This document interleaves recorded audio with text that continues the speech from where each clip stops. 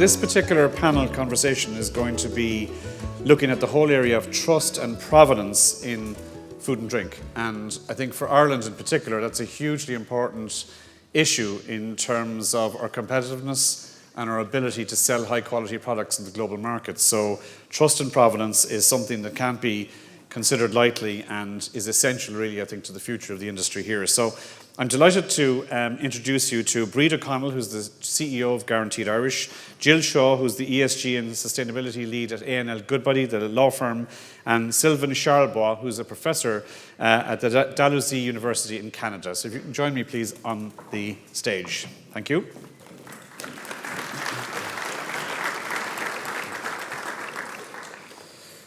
Good afternoon, everyone.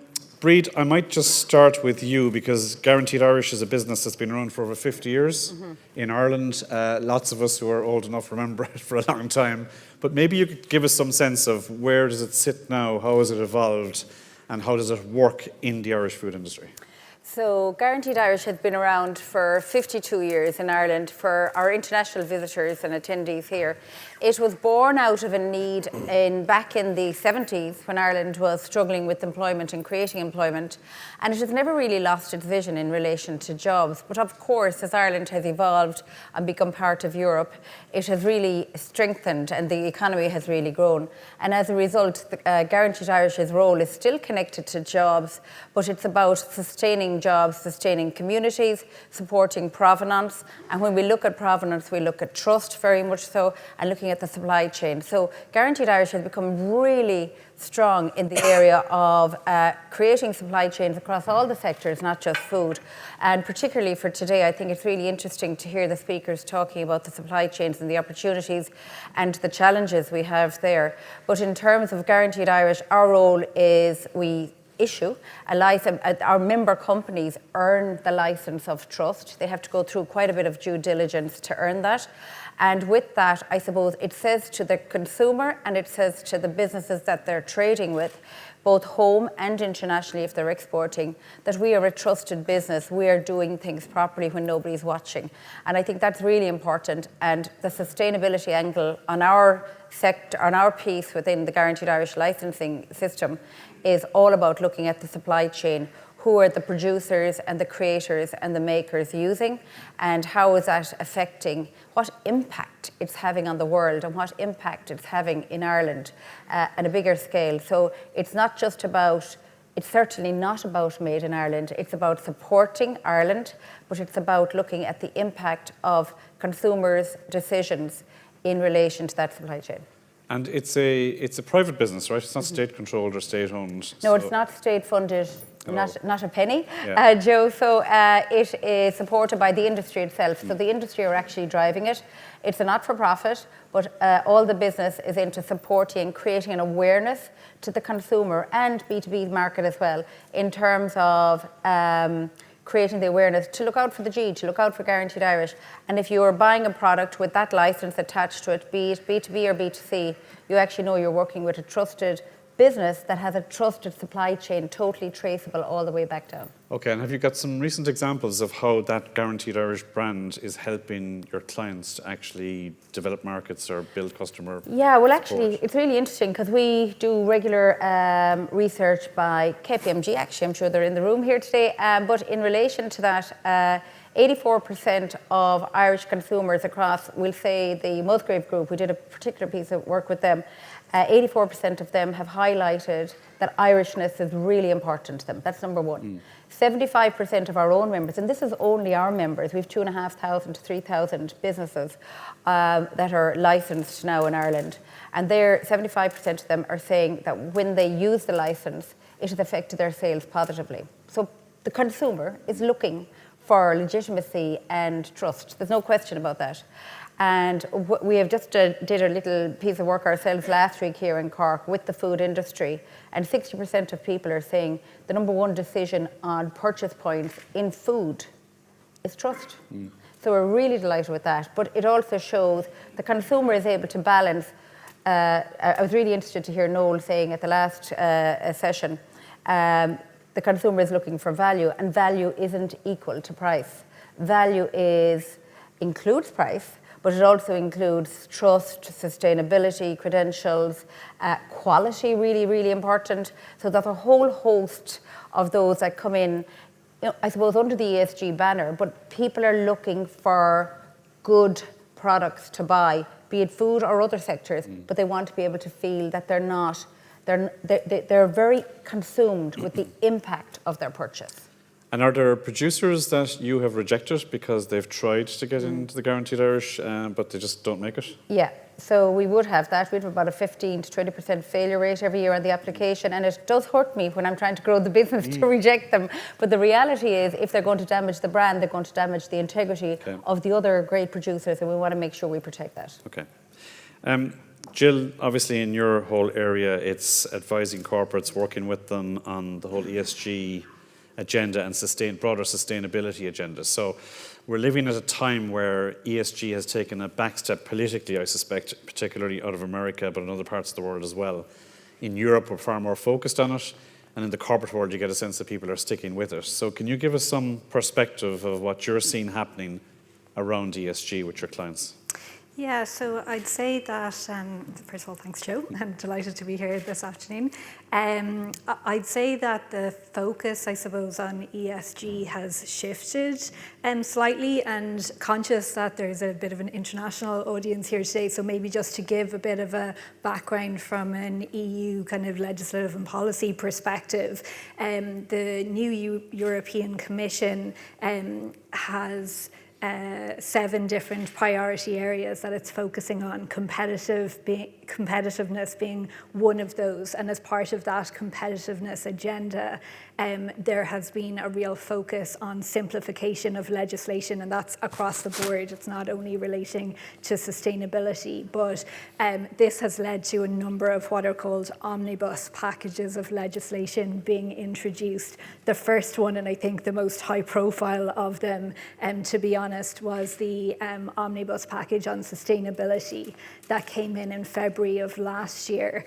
And as part of that, and I think the narrative that has led to it kind of looking at there being a kind of reversal or pushback in terms of sustainability reporting and due diligence is around the fact that that package was looking at simplifying legislation that had just been introduced a year or two before, and in the case of the due diligence directive hadn't even been implemented into national laws yet. But one thing that I think is important to highlight, and something that I don't think is highlighted enough, is that the same day that the omnibus package was introduced back on the 26th of February last year, the Clean Industrial Deal was also published that day. And this is what I'm talking about, a refocusing. So that is looking at issues such as decarbonisation and circularity.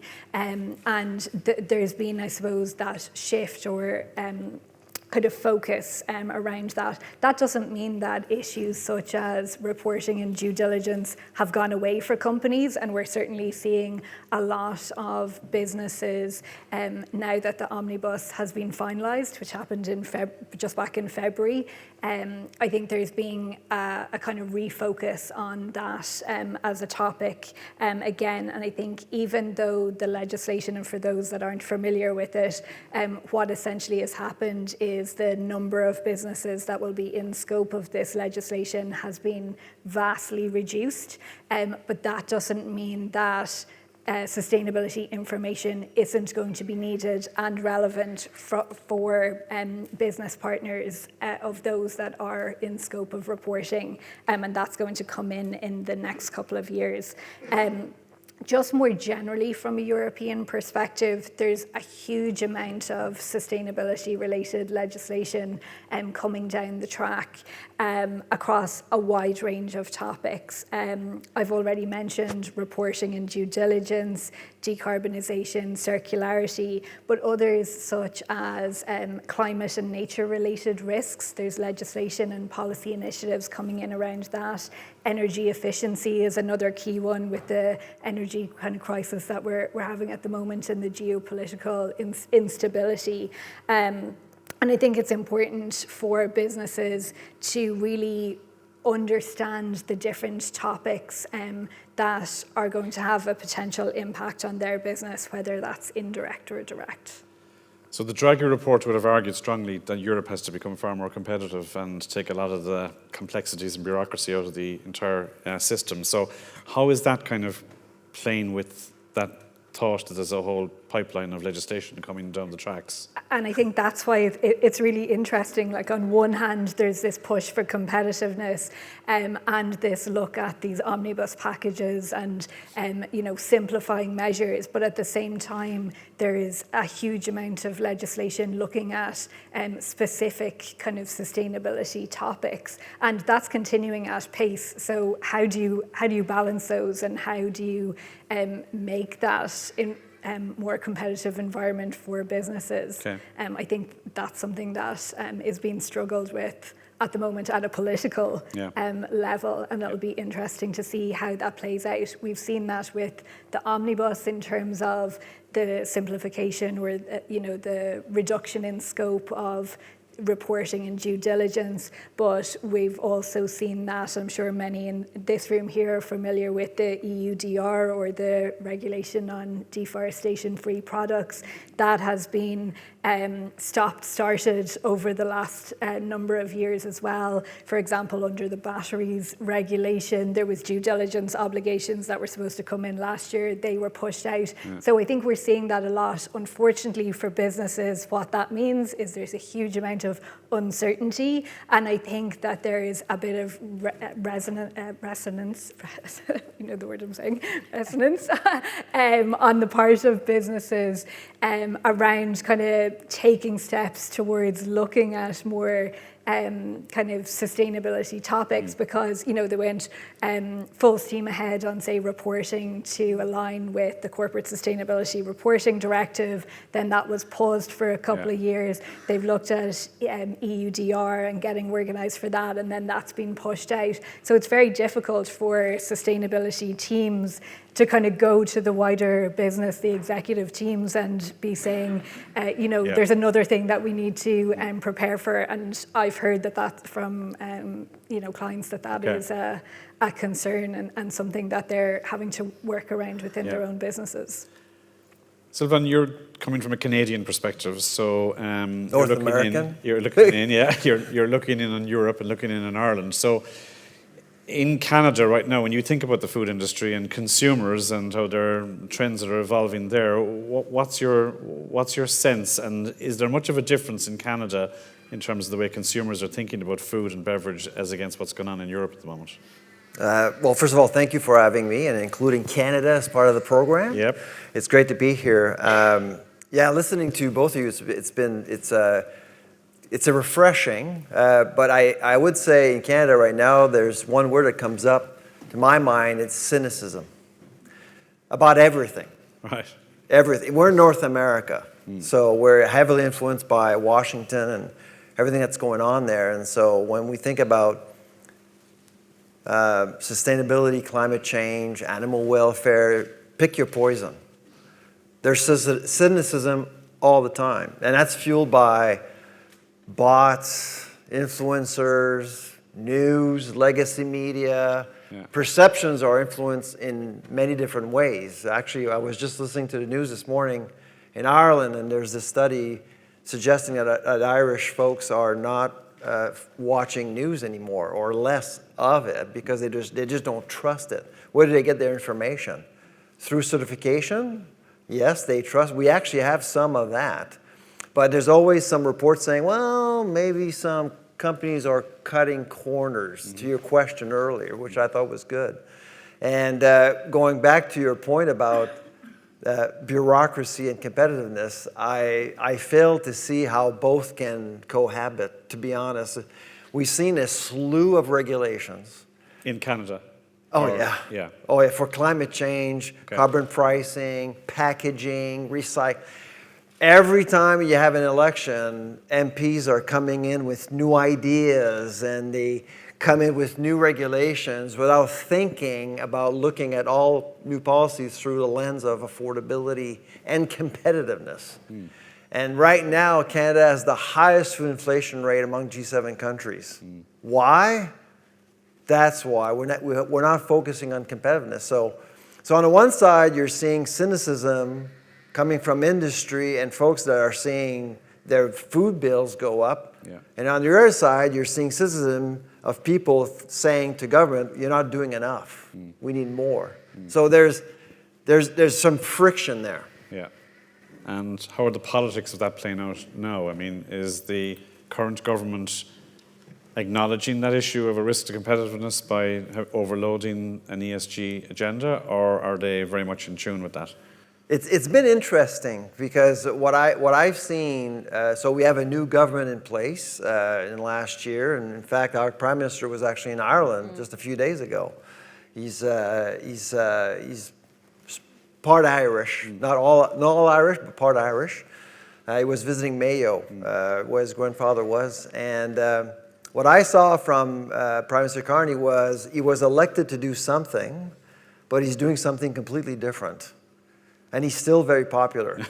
In Canada? In Canada. Yeah. Okay.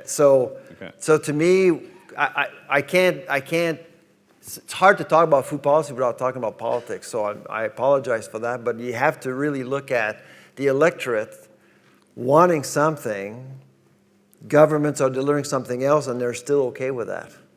Something's going on here. Okay. Bríd, cost of living crisis, people, affordability of food being a priority for an awful lot of people. How do you kind of navigate your way through that in terms of value for money as against maybe provenance or trust or ESG credentials? Absolutely. And we all feel the cost of living, you know, it has increased for all of us, regardless of income or socioeconomic background. Everybody can see it in their basket. But the reality is we're consumed now with price and value equal price, which is actually wrong. So we need to change the narrative, number one. And then we also need to look at our whole food security and our supply chain down along the line. And there are other opportunities for businesses. But we need to start talking about what value means. I think that's the conversation that needs to happen today, Joe. So value is equal to so much more. So there is a discussion piece that's missing out of the formula on food wastage. We buy so much rubbish that goes into the bin every week. We know that, we're guilty of it. But if we actually look at food quality, and price is an issue, there's no doubt about that, we all feel it in our pockets, but the reality is we need to look at food quality and we need to look at greater education in that space. Because at the end of the day, regardless of how much you're struggling for food, there isn't one parent out there that's doing the weekly shop or the daily shop trying to buy substandard food for their family. They all want to buy better quality food. It may not be the best, but it needs to be of a standard in quality. And I think that's really important that we don't lose sight of that. And once we lose sight of that, I think we're on a race to the bottom. And actually, no one mentioned this earlier. And I think that's something we need to be very careful about here in our discounting and providing substandard. And we're very lucky in Ireland for the international delegates here that we're just such a small island nation and we have a very rich agricultural background that we can still dial into that, and there's a lot of that to be saved yet. We've lost a lot of it because of sheer globalization, but the reality is there is a turn in the consumer back to it. And we can still be agile enough to dial into that. I think there's a real opportunity there. Some of the brands that are coming out of Ireland are so strong overseas, they're really performing out of their skin. And they are a little bit pricier. So we've got to look at that and balance that. But I do think the conversation needs to be about quality and trust. And you know, credentials might be a little bit boring and bring the cynical person out, I get that. But the reality is we have to act properly in feeding our nation and feeding the people we export to. Jill, how does the law kind of work around, say, the food retail market, where there's large amounts of poultry that might come in from Thailand or Vietnam or Brazil or whatever into the European market, the Irish market? I'm assuming it meets certain standards, but how is that all legislated for and covered off in terms of an ESG agenda? If you're asking an Irish producer or a European producer to have a certain set of standards, how do you play that when you're importing these volumes at lower prices? Yeah, so I suppose that probably ties into the topic of due diligence, which I wanted to kind of talk about. There's the Corporate Sustainability Due Diligence Directive that I talked about earlier, but there's also the deforestation-free regulation that doesn't apply to meat, for example, necessarily, but applies to other commodities in the food space. So you'll have cattle, for example, are included within it. Sorry, so poultry isn't included, but cattle would be included within that.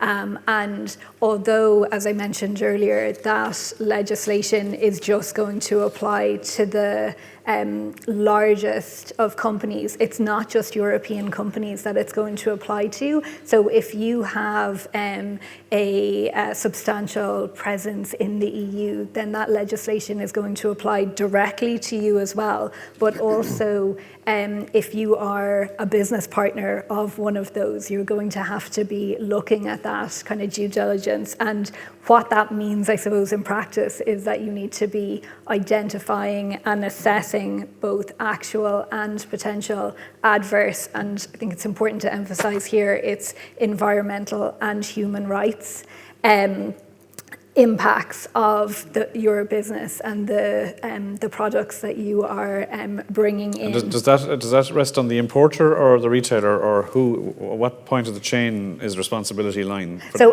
and this is where it's this kind of transparency across the supply chain kicks in, because it will apply to those in-scope companies. So they're going to be asking questions, but they won't necessarily be asking questions of their direct supplier. They're asking questions where they think that impact sits. So if that impact sits with the producer in China, then that's who they're going to need to be asking questions to. If you think about a company like PepsiCo, which was speaking earlier, they have a huge and diverse value chain, and they need to be kind of looking at the detail around that. One other kind of piece of legislation that I think is important to highlight to this particular sector that also has that due diligence impact, but it's more on the social side, is a piece of legislation called the Forced Labour Regulation, which is due to come in December next year. And that applies across all products that are being placed on the market in the EU.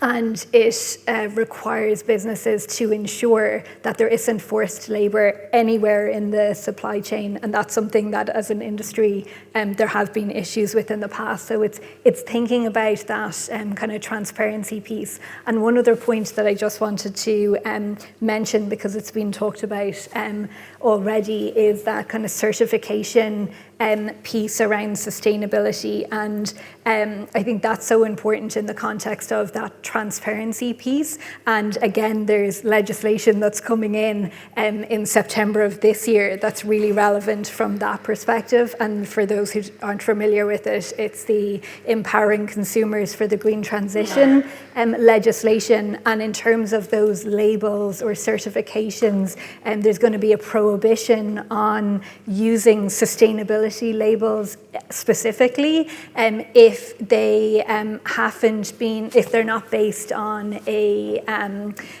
certification system that hasn't been verified by a third party, or they aren't being brought in by public authorities. So I suppose for those, and again in this industry, sustainability labels is something that is quite common. You see them on the outside of packaging. So it's making sure that your businesses are looking at that and how it complies with those before those September deadlines. Okay, there's plenty to... Actually, Joe, can I jump in there? We did a piece last week, actually, here in Cork on our food and drink event, and that exact point was made. And the certificate, the claim to be an eco food, or a sustainable food, or a trusted food, or a green food, buyer beware there, because that's all about to come to an end, I hope, as long as it's enforced. And that's the big problem always, because realistically people have to go through a process to deliver quality, to deliver trust, and to ensure that the supply chain is checked all the way through. And only the good will survive there. So it's really, it's a welcome piece, I think, if we can police it. Okay. Sylvain, just standing back a little bit, it seems as if we're getting fewer and fewer larger and larger retailers, fewer and fewer larger and larger food companies. Is that good? Is it bad? Is there a problem of balance of power emerging in different markets? What's your perspective on what's happening in the industry? I think it's just simply a product of supply chain economics. And I mean, there's a rebellion against oligopolies and more concentration. I think it's happening everywhere. It's happening in Canada. In fact, this morning there's some new legislation in Canada around the Competition Bureau to break up the oligopolies and give more credence to independent grocers. There's nothing wrong with that. But I mean, I've worked with the federal government in Canada, and the knee-jerk reaction was to pick up the phone and call Aldi and Lidl and so they can come to Canada. Right. Well, the reason why we have a hyper-concentration of food retailers in Canada is because of Walmart and Costco. Right. And they're both Americans. And so it's just, so you want a German invasion now to come up with the same result? Yeah. So we have to be careful with how we play with market conditions, as far as I'm concerned. To me, you have to hit the right target. And whether in Europe, Latin America, North America, the anchor piece strategically for any supply chain will always be processing. That's where the value propositions emerge, I think. And that's where you can better control the virtues of your food system, essentially.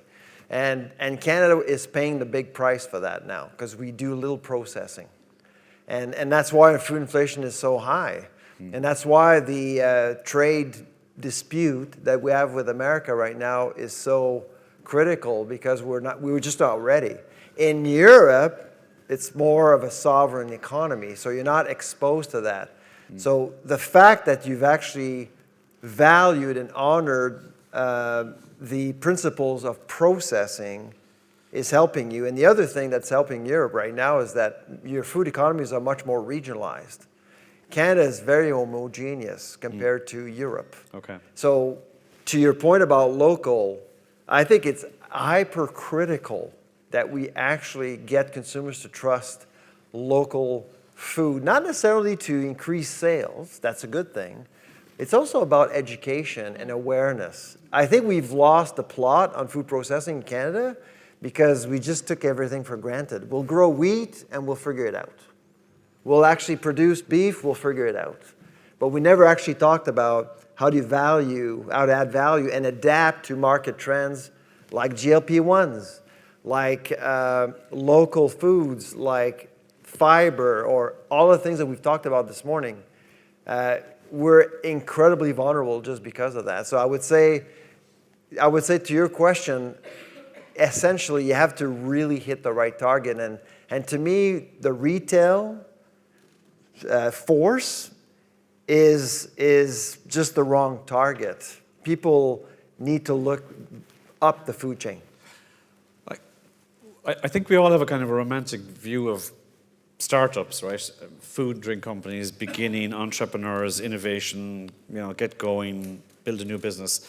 Like, has it ever been harder to start a business in food and drink, or is it actually a great time to be starting food and drink businesses? I'll comment and others can chime in. We actually just did a report with MNP. MNP is a major consulting firm in Canada in agri-food, and we actually compared Canada with other G20 countries on startups.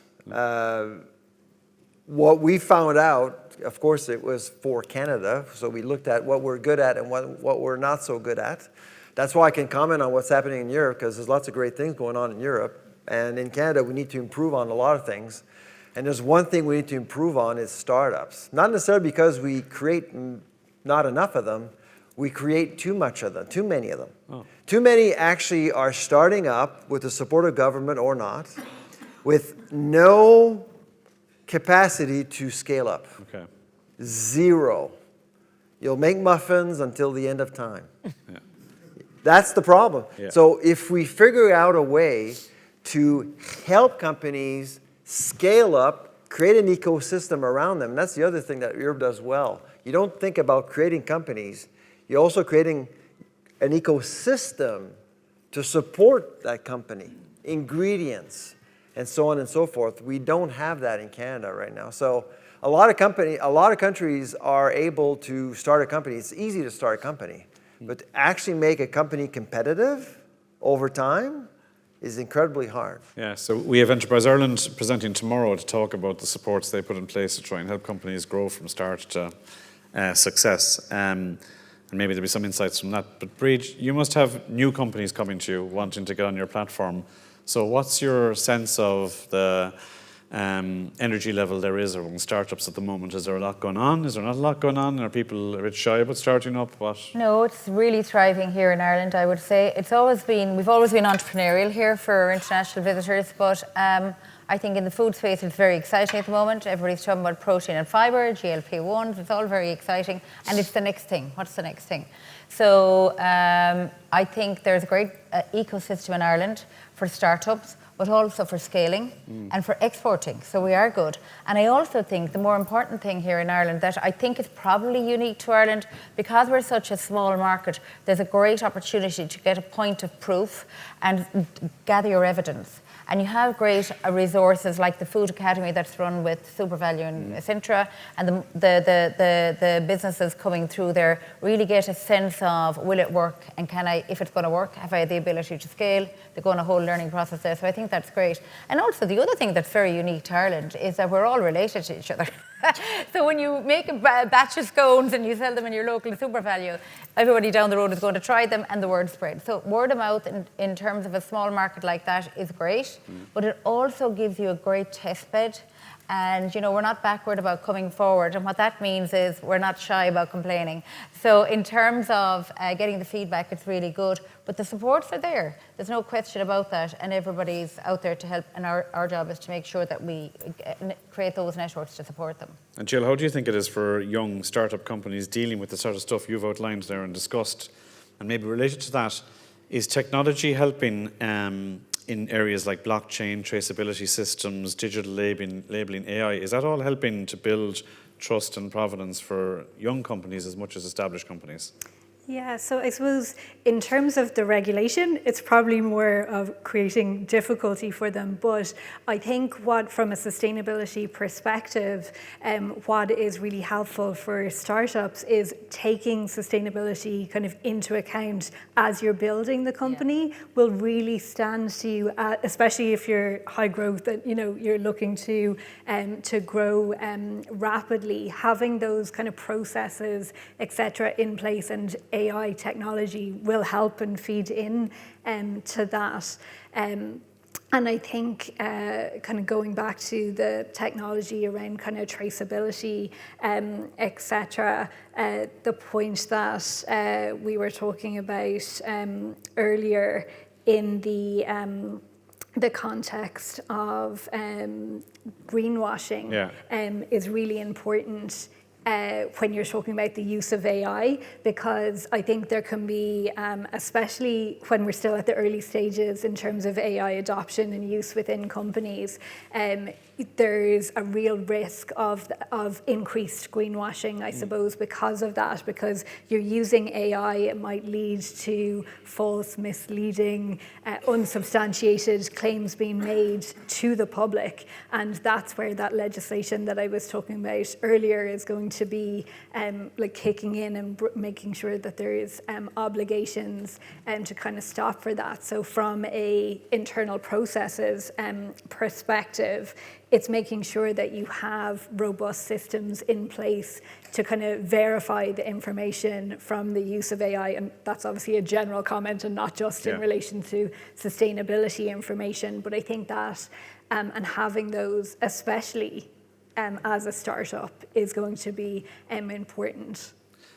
We'll open it up for a couple of questions now in a minute, but Sylvain, I'd like to, from your perspective, like we all like to think we're doing great here, big food and drink industry, very successful, blah, blah, blah. So from your perspective, is there one or two things you would worry about in terms of the way we think about our industry at the moment that might be a bit flawed or a bit off or just not really? Yeah, I guess two things. The way we define value.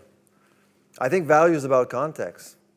I've been an academic in the agri-food sector for 25 years, and I remember, and I grew up on a farm, and the grow it, they will come sort of mantra really impacted the industry for a while. Even at IFAMA 20 years ago, we kind of guessed what consumers were looking for, local, sustainability, without really figuring out what's driving decisions.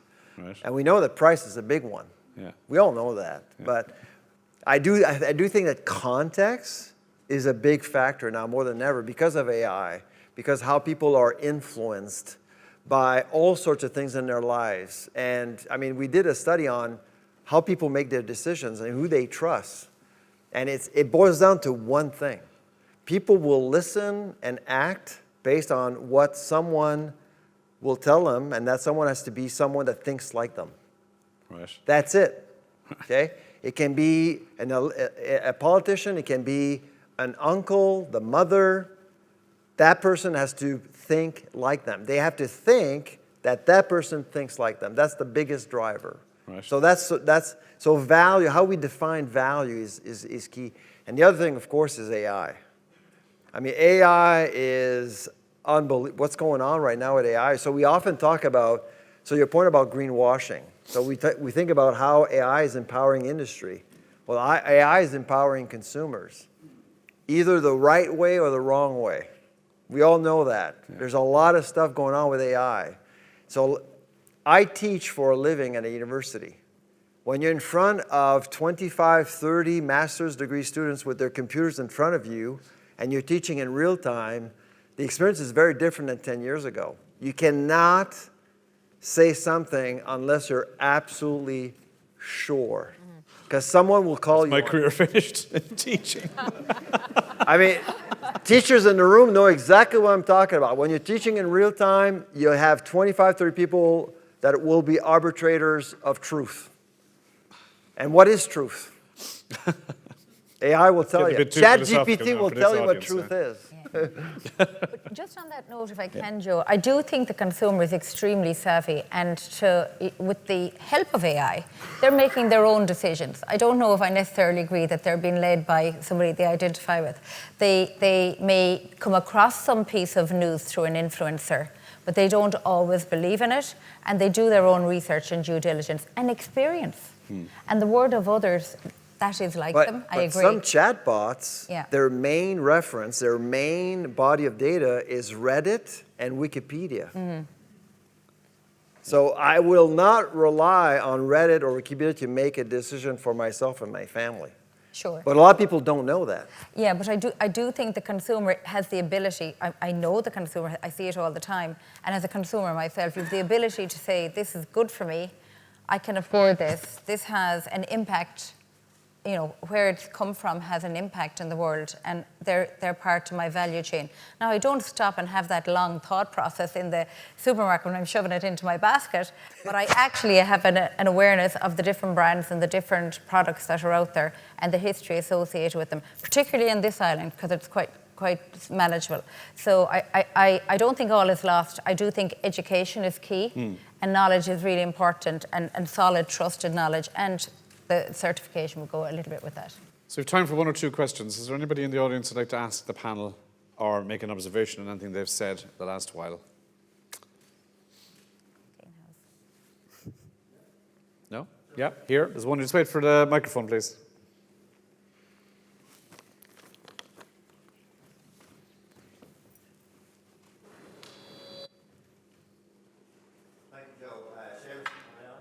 Yeah, we can hear you. Yep. Seamus O'Reilly from Business School here in UCC. So Sylvain, we might swap notes about teaching now in the AI world.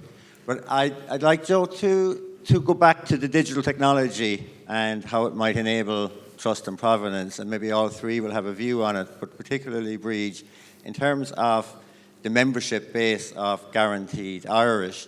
Is the relational piece very important there in terms of how you guarantee that? And what is the role of digital technology in terms of enabling trust and traceability within the chain?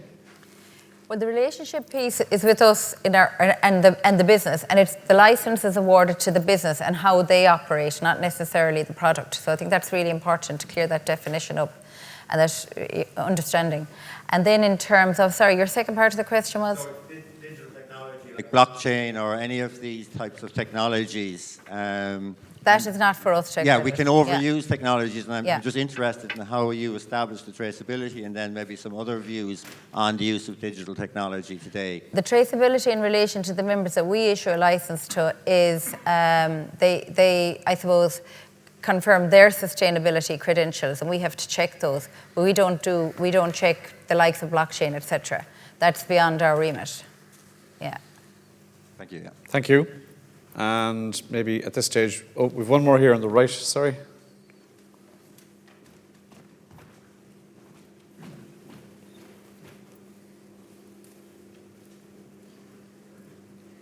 Thank you so much. My question is regarding the certification processes in general and the amount of certifications that are now there. Don't you think that that's, maybe too much? You have certifications everywhere now. More certifications are appearing. You buy a bag of coffee and you don't see the brand anymore because it has the rainforest frog, it has the child labor thing, the woman collecting the coffee and all the checks, So at the end, how can we make a decision when you have so many certifications coming around? Yeah, good question. And I think, just from the regulation perspective, I think that's like the genesis for that being included, that in order for you to use a sustainability label, there has to be a verified certification scheme. So I think that's going to see a large reduction, because those schemes also need to align with the specific criteria that are set out in the legislation. Not every scheme that's out there at the moment is going to meet that. For example, you might be familiar with the B Corp certification. There's a lot of companies in the food and beverage sector that would have that certification, but they have just had to relook at how they their certification process in advance of this legislation coming in, because they know, so for example, they don't have at the moment, or they didn't previously have a third-party verification kind of requirement within that. And so they've had to relook at that. And I think for others, and that's why it's important to be looking at those labels that are being put on products now and making sure that they do comply, because I think that's going to be the first place that regulators are going to start looking at, because it's an easy win for them to say, look, this certification scheme doesn't meet the standards, you can't put that on, and obviously there's a huge expense around removing that from packaging, advertising, etc. All right. Okay, on behalf of this audience, I'd like to thank Bríd, Jill and Sylvain for their contributions. Thanks very much.